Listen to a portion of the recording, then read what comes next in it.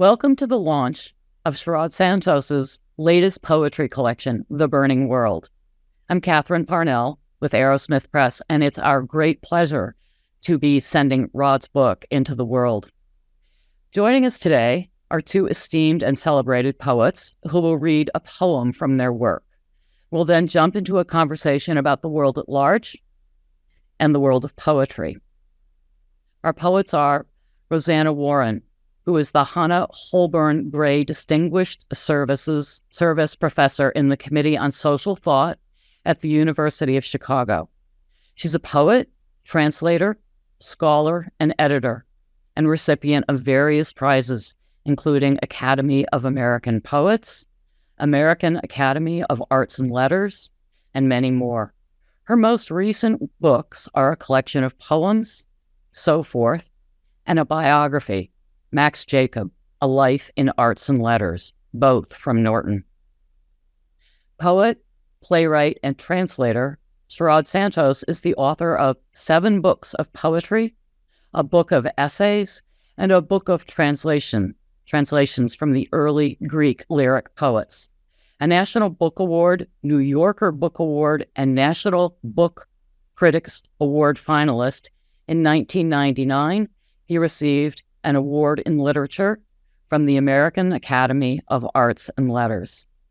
We encourage you to get your hands on their books, either at your local independent bookstore or online. Rod's book can be purchased at arrowsmithpress.com, and Rosanna's work is widely available. We'd hoped to have the Ukrainian poet Mariana Savka with us, but her best friend's son was killed in the war. She wrote, "Today, the only son of my closest friend died in Bakhmut. He was killed in battle with Russian invaders. I will never forgive the Russians for all the evil they have done to us. I am swollen from tears and cannot speak. Speak for me about pain in poetry and in real life." A word about Mariana. She published her first poetry collection, Naked Riverbeds, at the age of 21. 8 other award-winning books, for which she received several awards, have appeared since then, including 4 poetry collections and 3 children's books. A singer, actress, activist, and leader of the band The Three Marianas, she edited We and She, an anthology of poems by female writers from Ukraine, where she lives. She's co-founder of the Old Lion Publishing House, which also operates a number of bookstores throughout the country. And now I invite Rod and Rosanna to read. Rod will read one of Mariana's poems. Mariana, if you're listening, where our hearts go out to you and your friends and family, and we miss you here, but there are bigger things going on in the world. So I'm going to read Mariana's poem here. That's the title. And I'm making assumptions I shouldn't, but my sense is that this was written bedside for someone who's dying, clearly a loved one. And so I hope I'm not getting that wrong. As if on the margins of life, as if you were invisible, as if God's optics weren't aiming straight for your heart, let yourself cry an ocean of tears. Let the records play in your head, violating synchronicity. Someone is DJing badly, mixing your pain and light. Someone is letting the paper boats of your childhood into your blood vessels. They're decorated in your handwriting. You carry a whole flotilla of memories. Sometimes it gets stuck in one of your heart valves and you feel a subtle pain. A paper-thin phantom someone is letting the paper boats of your childhood into your blood vessels. You know, I've learned so little, but my palms are warm all I can do is hold them against your chest. And that's translated by Amelia Glazer and Yulia Yuchuk. Is that the right pronunciation? That's correct. Good. Thank you. Thank you, Rod. Rosanna? Yes, this is a poem with a title from a Rolling Stones song, Dead Flowers. If you hurt yourself before someone else hurts you, is that homeopathic? Watch me prick poison into my skin, sign my name in pain. Watch me miss the appointment, cancel the call. Watch me gulp smoke and receive a certificate of enlightenment between the smeared egg yolk horizon to the west and the bone-white eastern sky. The emperor appoints me to the Poetry Bureau, and I declare myself queen of the underground. On the back road, the turkey vulture plucked the guts from the squashed squirrel, then flapped up to the dead branch of the shagbark hickory to examine us, examining the carcass. O sacerdotal bird with your crimson scalp and glossy vestments, teach us to translate the spasm, the cry, the disintegrating flesh, the regret. What can be made of all this grief? Over the butter yellow, humming, feather-grassed midday meadow, skim the shadows of vultures. Ghostly 6-foot wingspan, V, swiftest signature, turning death into speed. Remarkable. Thank you. Rod, go ahead. Oh, sorry, I lost track there. Is it okay if I just, because this poem is laid out in such a complicated way, is it okay if I just make a couple of prefatory remarks? So the context of the book, in large part, is about the subject of war, but I want to make very clear that it's not about the experience of war. It's a collection of gathering of scraps and fragments going back from the early Greeks up to the contemporary world, visiting the sort of ruins of sites of massacre and war and catastrophe. And so it makes its history is not reducible to my own, polemic or personal views. And so there is no sort of guiding spirit on how you're supposed to hear all these things. It's more like, it's more like the kind of experiments and experimental film that I am very influenced by. And so there are lots of jump cuts and shifts in voices and scenes and fragments. So I'll try to indicate as much as possible shifts from one voice to another. And it may be difficult because a lot of that is signaled by typography and poem. But we'll just make it.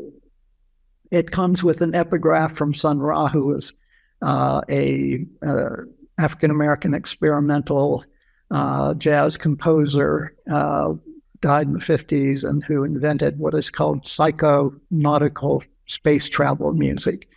The epigraph is "Satellites are spinning." So the poem begins with a boy who's sort of drifting into a dreams of war. Firelight on water, equatorial calms, a cumulus cloud that loses itself in the Atlantic deeps.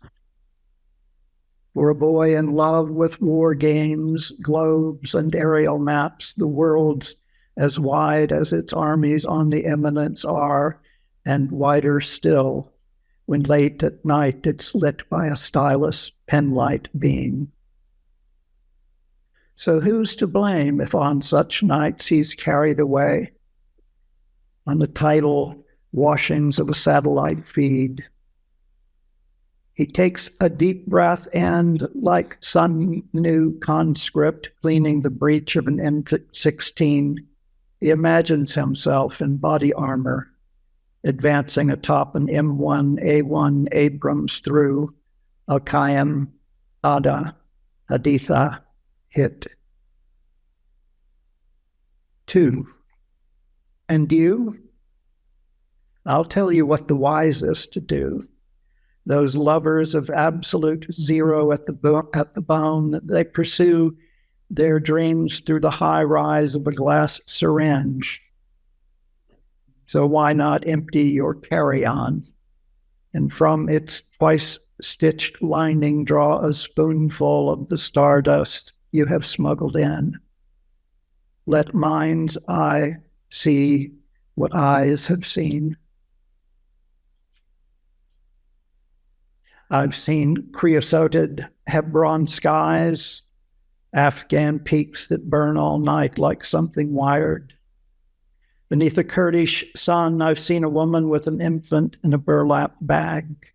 And yet, despite the occasional suicide bomb, yes, I'm bored. Like an eco tourist, as the tour winds down, he can't help feel the last resort was just another rock heap bleached by guano and mollusk shells. Time stops, restarts, applause. 4.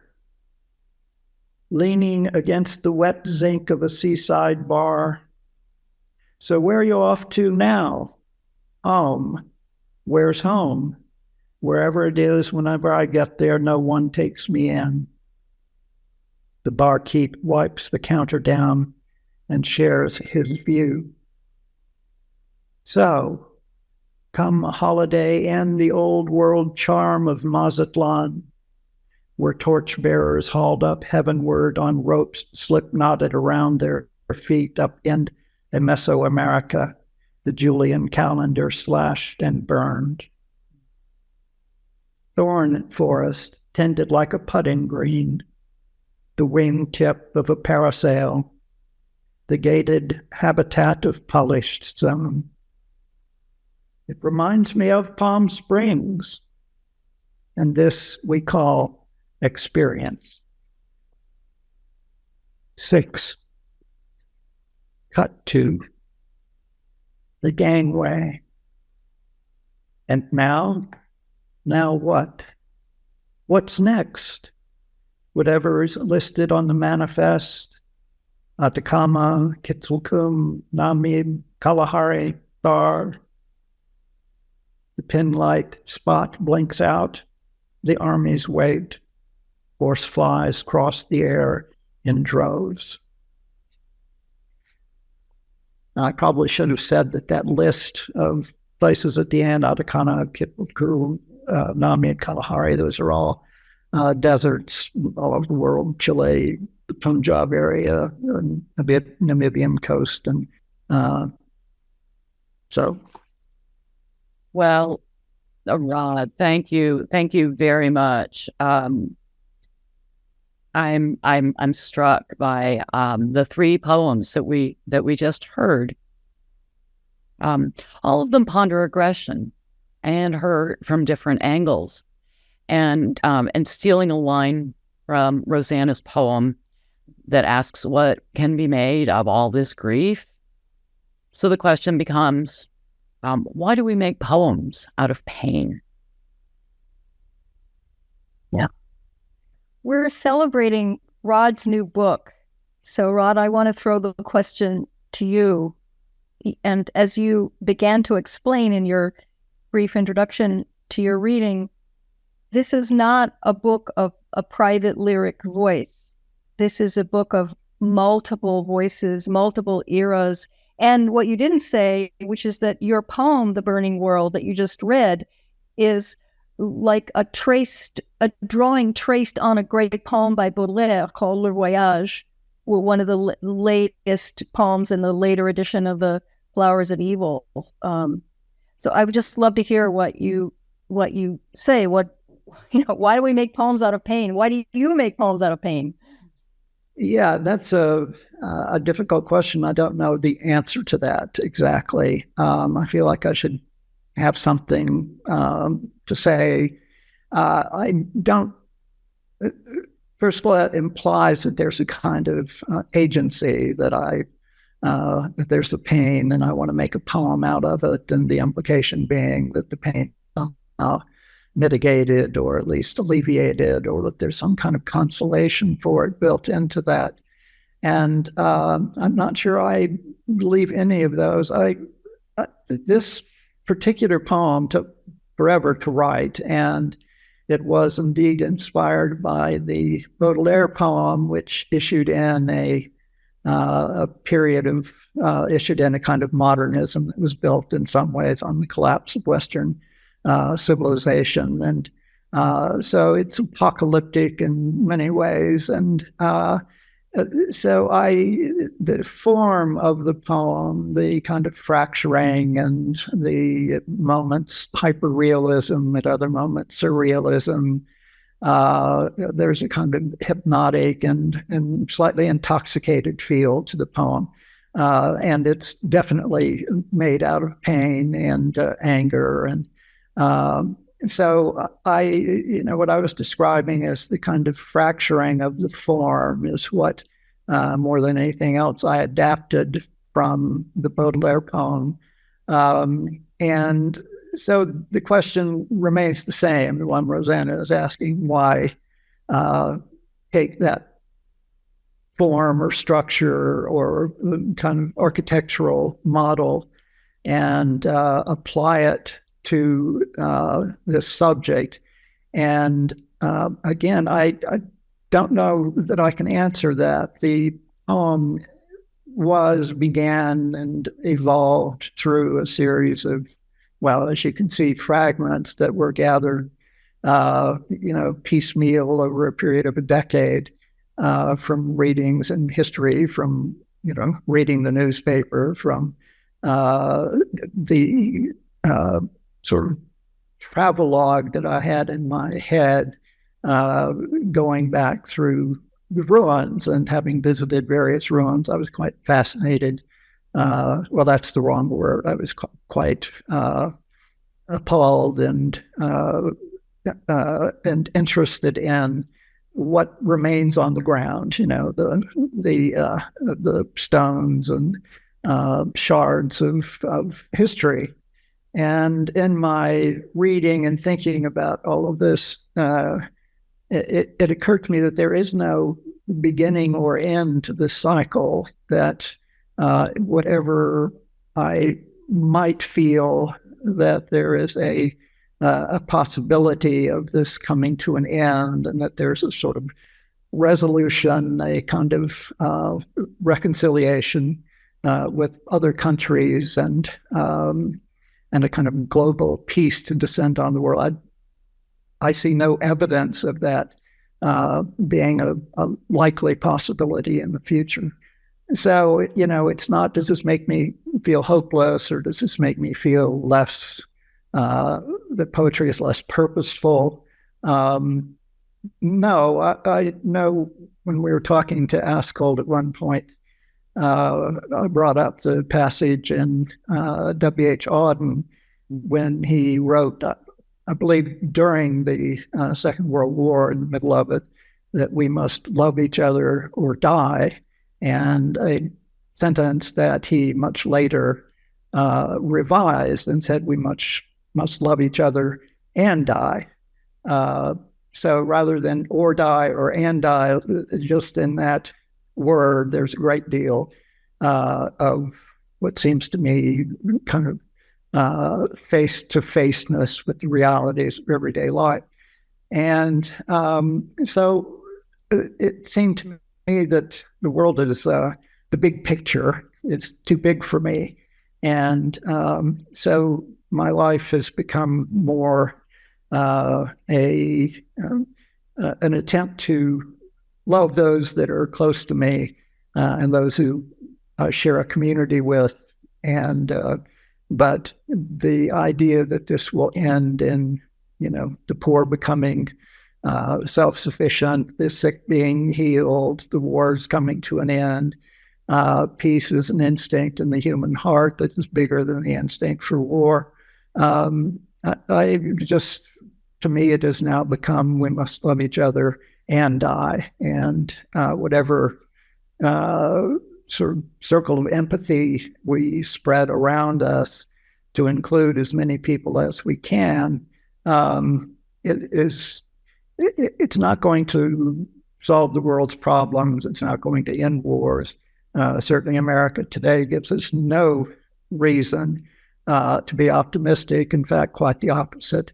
It seems like we're slowly becoming madder and more insane as the political world evolves now. So as I look around me, I think, as I said before, the world's too big. The big picture's too big for me.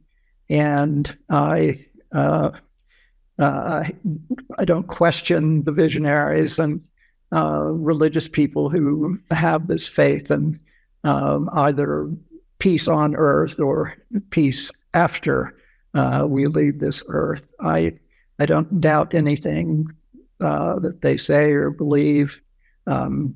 But to me, the most fundamental part of the human heart is, or a fundamental part, is made up of kind of blind aggression. And, so I'm not quite sure if that responds to your question about what to make of pain. And the idea of, to me, it's as truly as we can represent what we see, the better we are as poets. I don't mean that the poems get better. I just mean that we get truer and less, the world becomes, or we become, or readers become less, it's less easy to deceive us, deceive them. And that seems like something, it's not nothing. But my ambitions are small in that regard. Rod, that's a beautiful answer to the question.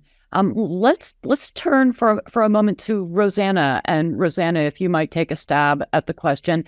Let's also look at Mariana's poem here and see if we have some sense of what she was, what we as readers can see how she might be managing or writing to, about, or becoming this idea of pain. Yes. I wanted to respond just quickly to something you just said, Rod, and that is about not expecting poetry to heal, to do the work of healing. It seems to me that that's an important point, and one that's a revision of Aristotle's definition of tragedy.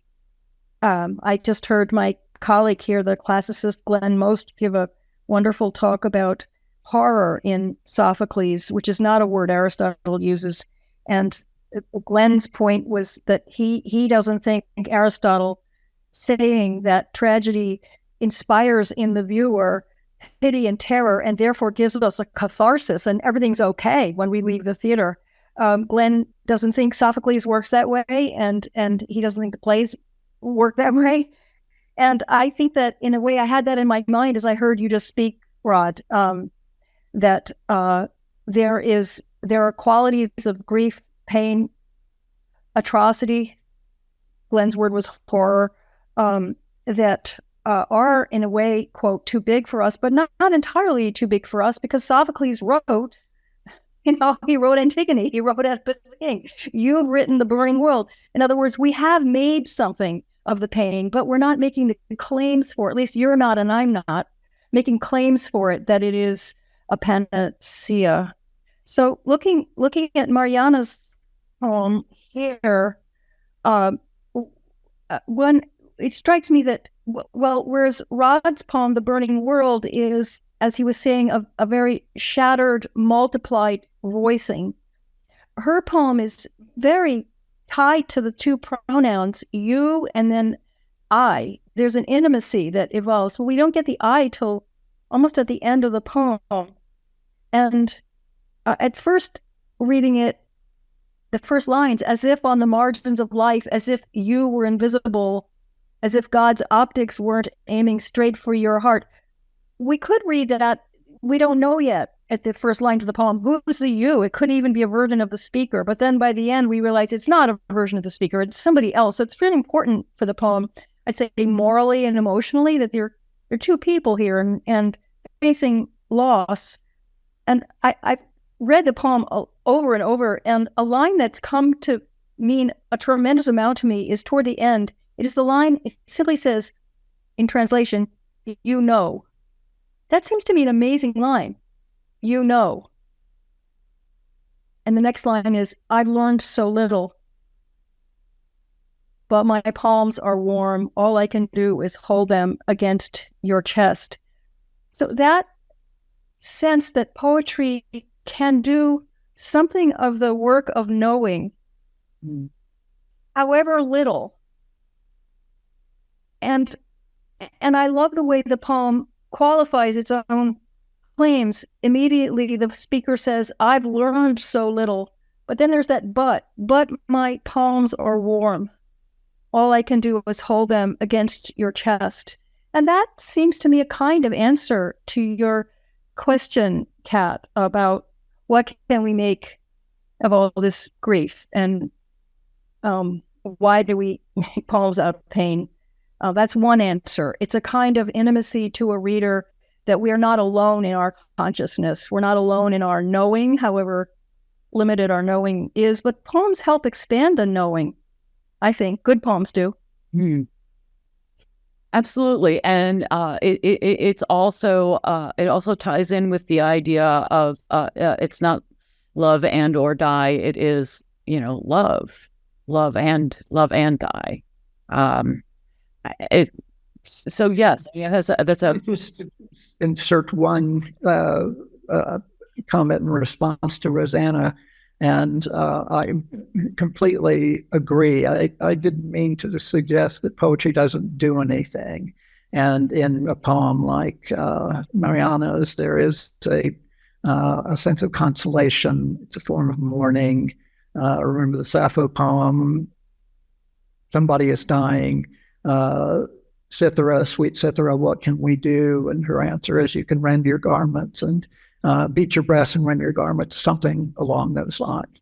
And that's something. That's a form of grieving, and grief is something. It's not nothing. And poetry is a way of doing that sort of work. And in the larger world, of course, the things poets do have a profound effect on history. I mean, you think about the Eastern European poets, their refusal to accept the kind of catechism of the Soviet and communist invaders. And you think of people like Sylvia Plath, who kind of opened a new psychic terrain for contemporary women poets, and the things that, the inclusion of different kinds of minority and marginalized poets has completely changed our literature.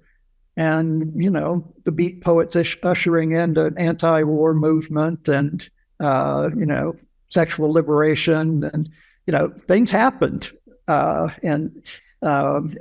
I spoke a little too broadly, and I am limiting my thoughts to the sort of history of war and that cycle. And so the idea that there's, there are poets, Nazim Hikmet in Turkey, Jack Mpanje in Malawi, Beidou in China, all over the world, who are having a profound effect on the sort of culture and political history of their countries. And so I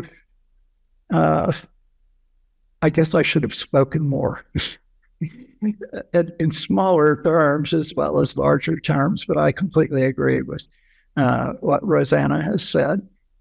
But Rod, I thought I was agreeing with you. I was agreeing with Well, there you go. There you go.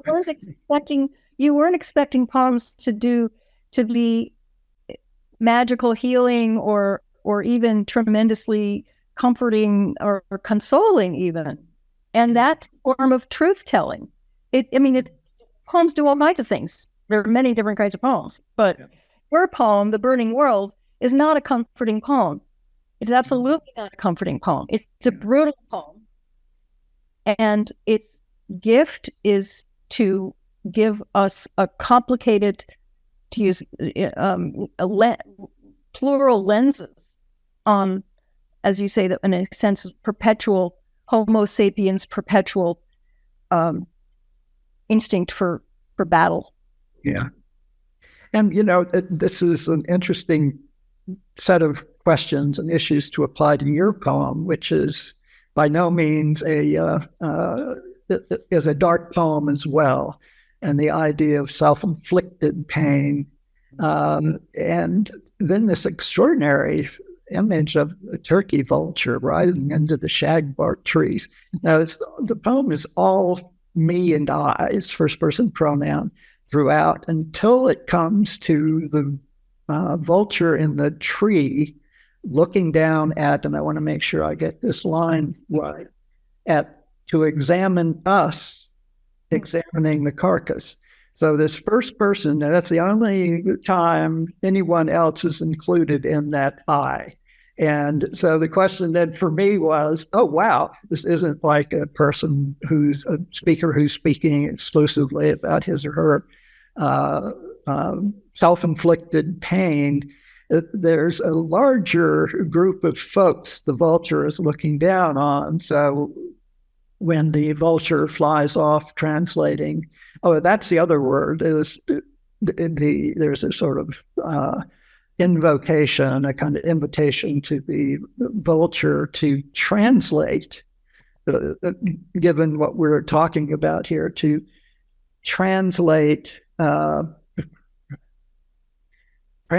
spasm, the cry, the disintegrating flesh, the regret. Now, that's essentially a paraphrase of the question that you're asking, what can we do with all this grief? And so what we get for an answer is the bird sort of lofty and indifferent to us and circling in this magical sort of physical, imagistic invocation of the turkey vulture, and the way that it, this wingspan bee, swiftest signature, turning death into speed. Now that's a completely, surprising ending because it doesn't tell you exactly what speed means, except that it's turned into a kind of ephemeral force in the world. And to get to that from the first stanza, and then who is this us? You can't stand outside the poem and see it as somebody else's experience.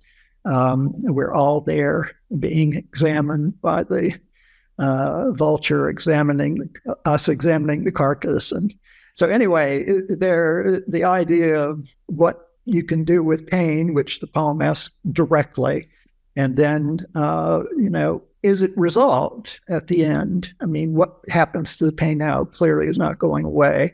It doesn't seem to have been resolved or, healed in any way. And the fact that it's self-inflicted is, that's another question altogether. Pain from the outside and then pain that we inflict on ourselves is a wholly different issue.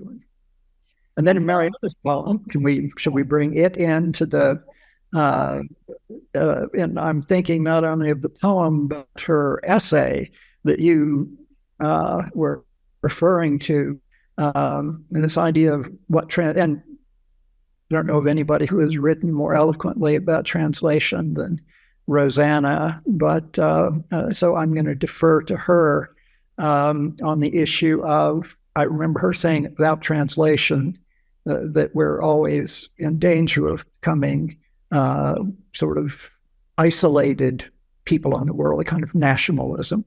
And that without exposure to the other, we're in danger of becoming, and I think your word was autistic. So the idea that translation is essential to maintaining a sort of human connection, a a way of, extending the boundaries of our own cultural lives.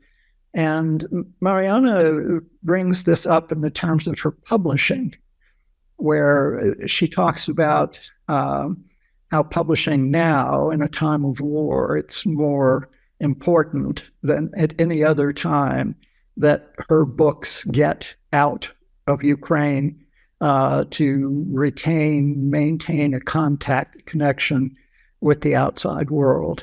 And she talks about it in quite extraordinary ways. She uses the image of wanting to set up within the Ukrainian culture a sort of national, no, that's not the right word, a sort of center for the communication of that culture, so that they're not only not forgotten, but they're incorporated into the language of European culture on the more localized world, but also global culture, and how this is essential to their survival in some ways.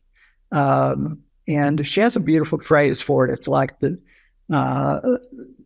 nation of Ukraine. That's too nationalistic sounding, but it's like this presence. This is who we are.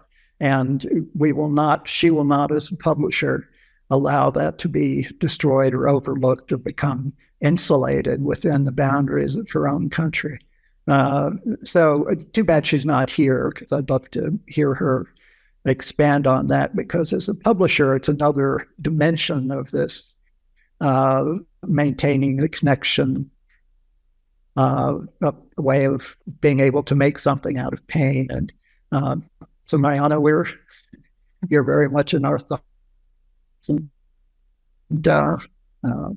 the crisis of translation and its connection to others, to the other, is something she seems to feel at a very visceral level.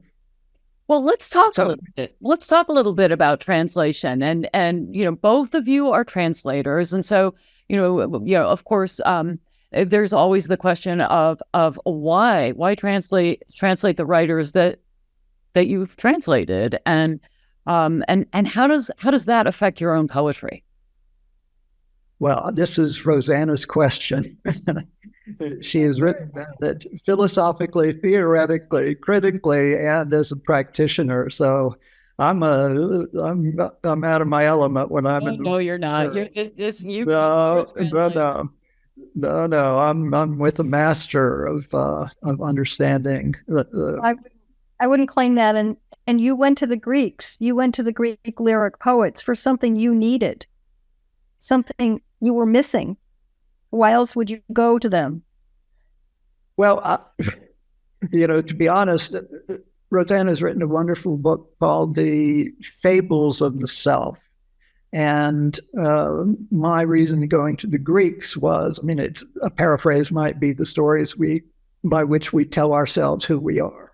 And so there's a period in the history of Greek literature, the end of Homerica, when literature was largely about gods and heroes and wars, and then along came this group called the lyric poets, and which is largely what her book is about, tracing it from that period onward.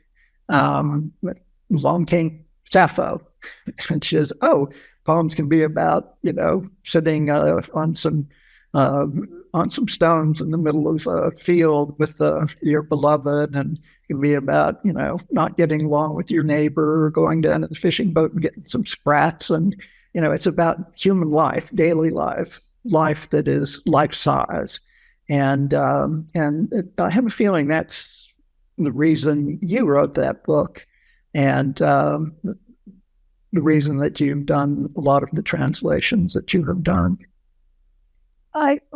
It's partly a question of, for me, a question of form and what forms open up for us. So as a girl, age 12 at the French lycée, where I had to catch up 3 years of Latin in 1 year to be in that class. Oh my and God. It was a fantastic experience, because I was absorbing French all the time through the school, but I was also learning Latin in a very intense way. I did catch up, I want to say. And then in the few years following, studying the poems of Horace and Catullus, especially Horace and Catullus, but somewhat Virgil, they gave me models of poems that I wanted to write in English. A profound sense of shapeliness as being an expressive power, and a power that is to me completely contemporary, not antique. What's going on, and it, projected back then to Greek, which I learned later. Sappho, Archilochus, and I find that same completely. So I learned about stanza shapes from Horace, basically falling in love with Horace, and saying, how does he do that? Because there's a living voice in the Horace Odes, but it's very, very shaped. And then, and then looking at the poems of Baudelaire, with the metrical poems of Baudelaire, or looking at Hardy's poems in English, where Hardy was one of the most inventive and stanza makers in the English language, I think, if you look at all the different shapes that Hardy makes. So this is a roundabout way of answering your question, Rod, which is that one of many things translation has done for me over many, many years is open up possibilities of shape, and shape as meaning, and shape as dynamism, that I couldn't have thought up for myself, because we're not isolates. A writer is not alone. A speaker of a language is not alone. Language is social. So that's one answer. And so thinking about translation in a broader sense, you've done this wonderful biography of Maxi Cope, and that's a really, in a literal way, a form of translation. That you're translating someone's life and work into a book. And so we, as readers of the book, may not know the person the book is about, but that person has been translated into a size and sort of texture, a sense of the mind, the sensibility that is graspable to us. So we don't have the original language, which is to say his life, but we have a translation of it. And, think how sad and impoverished our world would be without people who are translating the lives of others, among, hundreds of other ways that is manifest. But you have done a lot of translating that doesn't go by the definition of standard translation, and that's yet another example of it. I think probably every writer, by writing, is translating experience. Yes, good. Through all to change the metaphor, the inherited linguistic DNA of whatever languages and layers of languages, everything from baby talk to jokes to curses to whatever we bring to our full experience of language. Anytime anyone writes anything, that's coursing through your fingers. Right. Translating yourself. Yeah. And the self is not. The self is permeable. The self is not a hard nugget. It's constant. It's a permeable form of being. And language permeates us, I believe. And then those who people who become writers have this primal need to shape language, to give it shapes of some sort. Yeah. Beautifully put. Very beautifully put. Well, another sense of that permeability of poetry or the world at large too is and this is a question for both of you, and I don't know how involved you are on the internet, but how has the rise of the internet, particularly the proliferation of social media, affected the world of poetry, your world specifically, but also the world that you observe if you're not tied up in social media knots the way many, many of us are. Well, I mean, do you find that things are moving faster? I mean, that's one thing. Is there a power shift in poetry? Is it more accessible? Has this dissemination of the word through cyberspace has that become a force for good in the world of poetry? Has it brought more attention to the work of poets? I think it has, but I'm curious, what do you think? What is your experience? It's a form of translation, this social media. I feel like I'm too old to speak about this. From my perspective, this has happened kind of after I came of age, obviously. Didn't even have computers when I was working in graduate school, or they were those big, huge machines, that sat beside your desk. Mm-hmm. And social media is,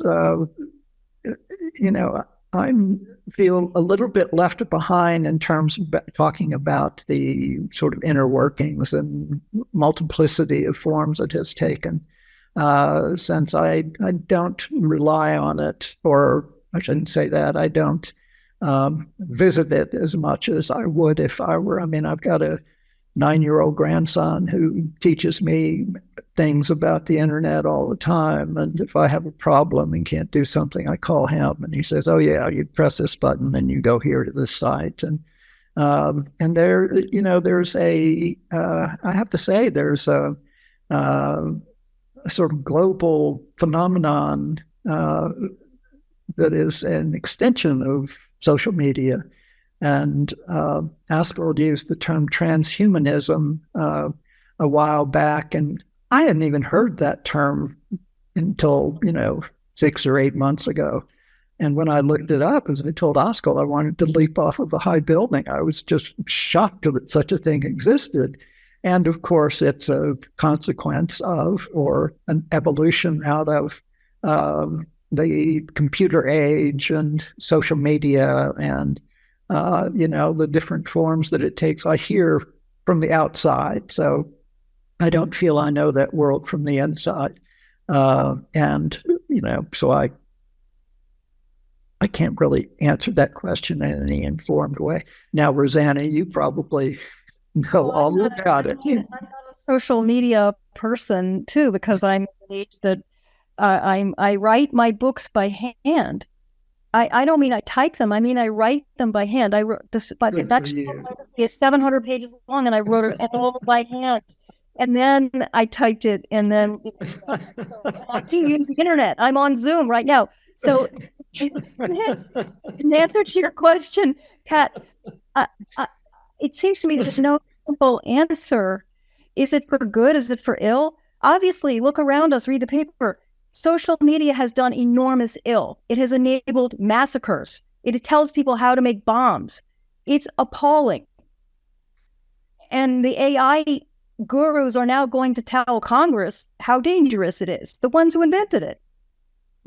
But look, it also allows us to talk together in several different parts of the world and on Zoom. As you said, it allows poems to go, poems, novels, whatever, flying all over the planet.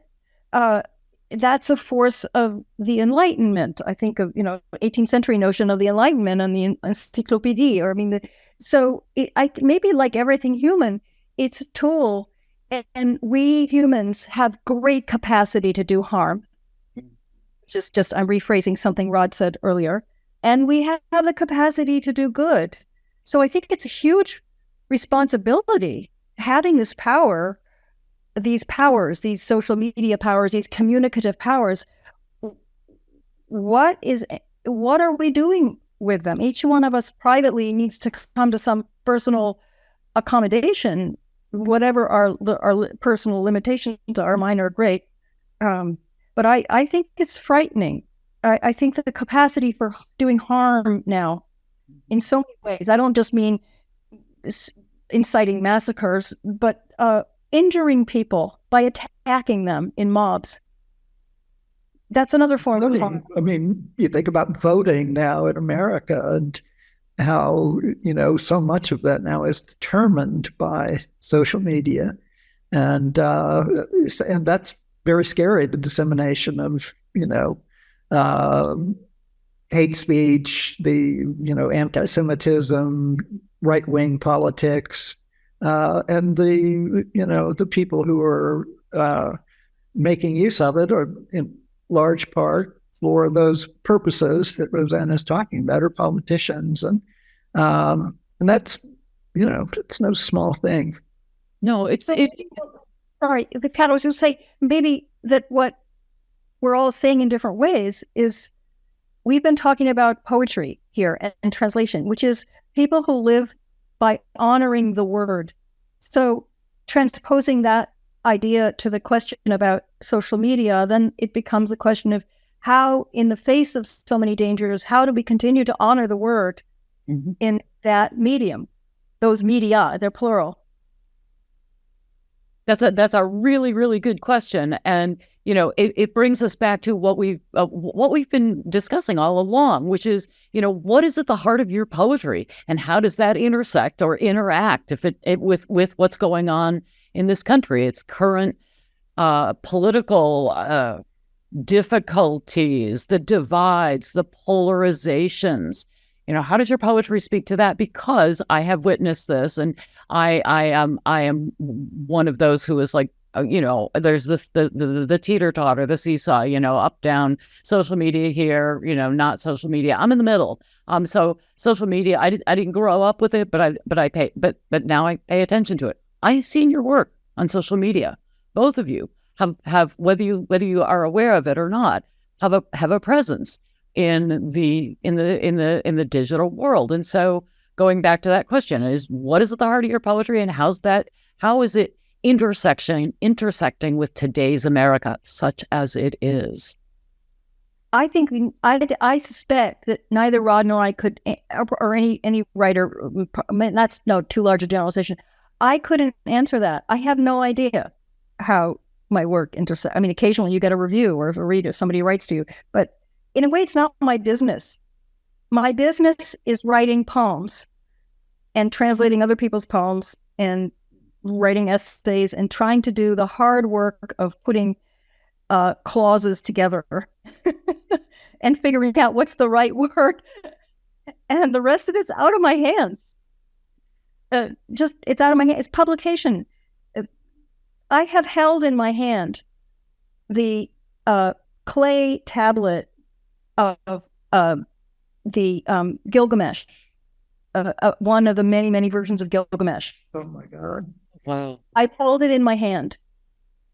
That was a poem that was disseminated in Akkadian and, Babylonian and translated in many, many languages, ancient languages, before it survives into modernity.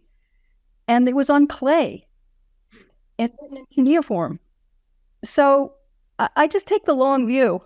Once you've written the poem, whether you do it in clay or you do it on papyrus or you do it with Gutenberg, there's this thing called papyrus. It's out of your hands. It's published.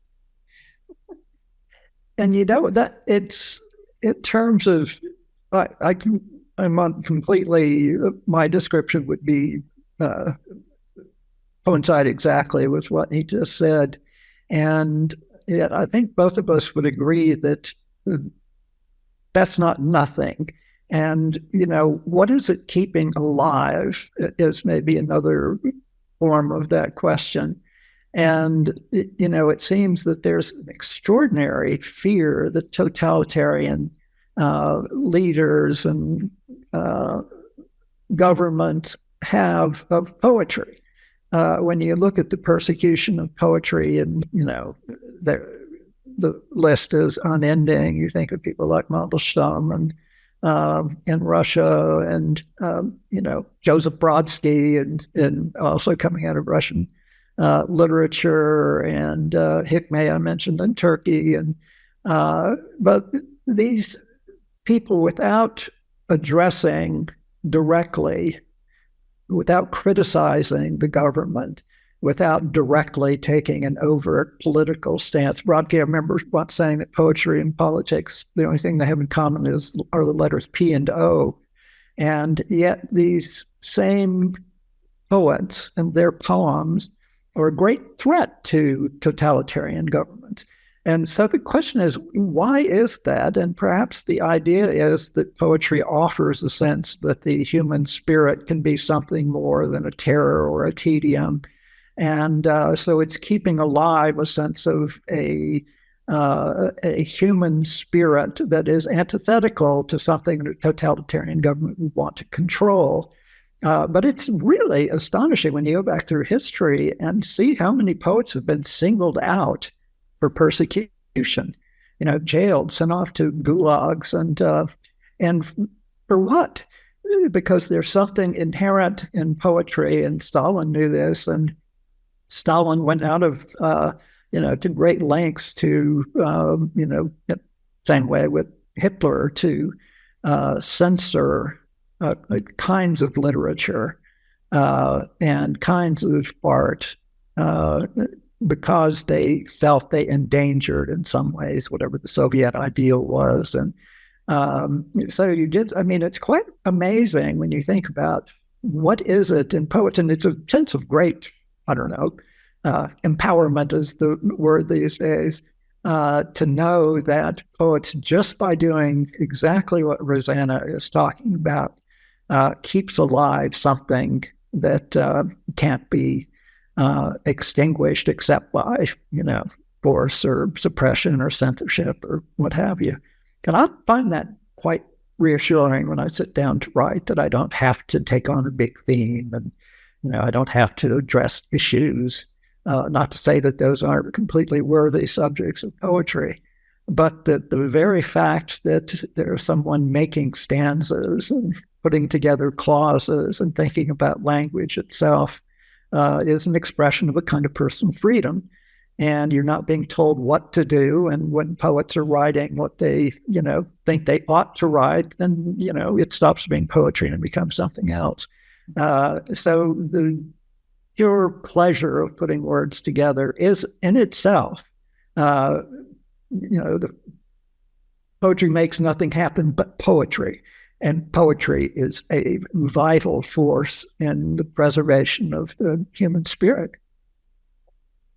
And if you can't crush that, then you can't control.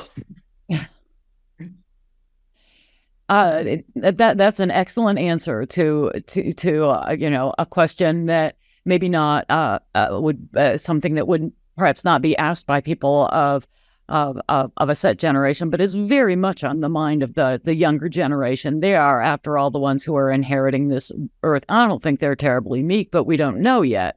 This has been a really amazing conversation. And I'm struck by the fact that we talked about voice, we talked about form, we talked about memory, we talked about pain, loss. And all along, I've been thinking about this line from the poet Richard Forster, who said, something about ingesting a biting world and not succumbing to its poisons. So, how do you, as individuals, as poets, as voices who are not thinking about the audience, how do you manage that, ingesting a biting world and not succumbing to its poison? Ingesting a what? What was that phrase? Biting world. Biting world. B-I-T-I-N-G. Correct. That's a complicated image. It is. Anatomically. Swallowing some false teeth.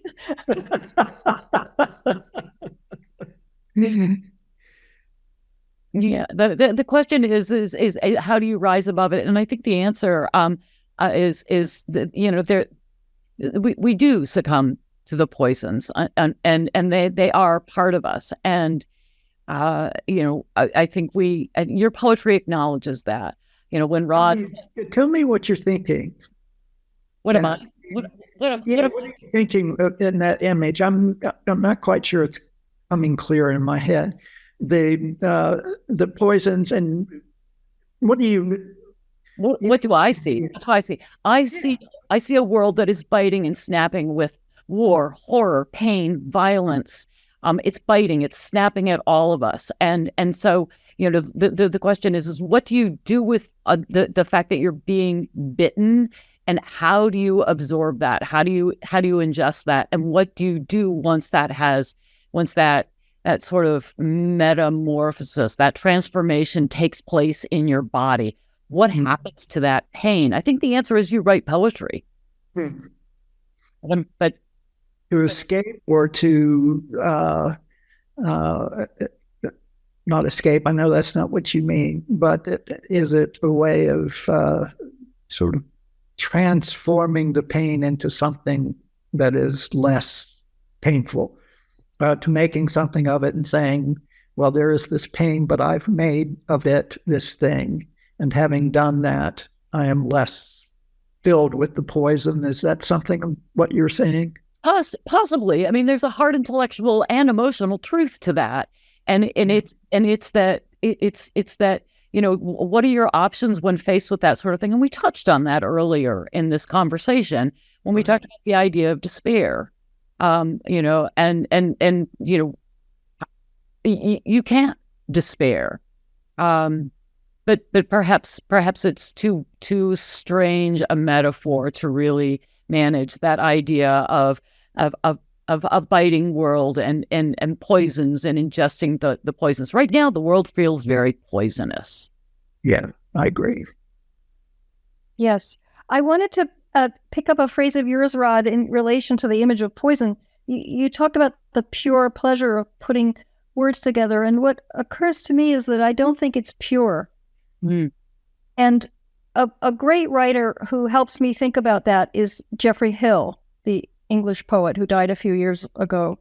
A great poet, I think. And his poetry and his searing, searching essays are largely focused in their different ways on the idea of purity and of questioning the claims of purity. So the notion, of the image of poison that we take into ourselves, I think that's the nature of being human, and it's the nature of experience in a world, a fallen world, and being aware that we are not pure, and our language is a fallen, damaged instrument. It's not pure either, and yet that's what we have to work with. That I keep in mind all the time. And so what is the impurities? Each of us will make a very long list of what we feel to be the impurities. Everyone's list will be different. But it seems to me connected to a moral awareness, and that puts pressure on the poem. And that will take all kinds of different shapes depending on the poem and the writer. Yeah, I completely agree I was using pure in the small p kind of vernacular sense of, that was pure pleasure when I tasted the new, so I completely agree with you that the idea of purity is sort of alien as an experience and the human existence. And so I should have said sheer pleasure. And, I was simply referring in a banal sense to sitting down and, writing poetry is incredibly difficult, but I love doing it. I love the difficulty. I used to run away from it when I was a younger writer, but now I can't wait to go in and grapple with the difficulties, which I call pleasure. But the idea of purity, I completely agree with you and Geoffrey Hill about that. It's not something we see in human life. Mm-hmm. I'd like to conclude our conversation with words from the Swanee commencement address that I came across not long ago, because it is, after all, May. It's graduation season. Margaret Renkel wrote, "The world is beautiful. People are good. If you can remember those two things, you will find your way to understanding that nothing ever came of despair, that change only happened because good people work together to make an unfair world do better. So I want to thank both of you for Zooming in today and for challenging the world to do better. Thank you so very much. Oh, thank you, Kat. Thank you, Rosanna. I mean, I can't imagine with two more enjoyable people to have a conversation with. Thanks so much. You've been extraordinary, Rosanna. It's always a pleasure. Thank you. Thank you both. And cheers for Rod's book, The Burning World. That's what we're here to do. Cheers for the burning world. Thanks for helping it along, both of you. Yes, and may it go out into the world, and wherever it lands, may it change lives. Thank you so much. This concludes our conversation. Okay. Thanks so much, Kat.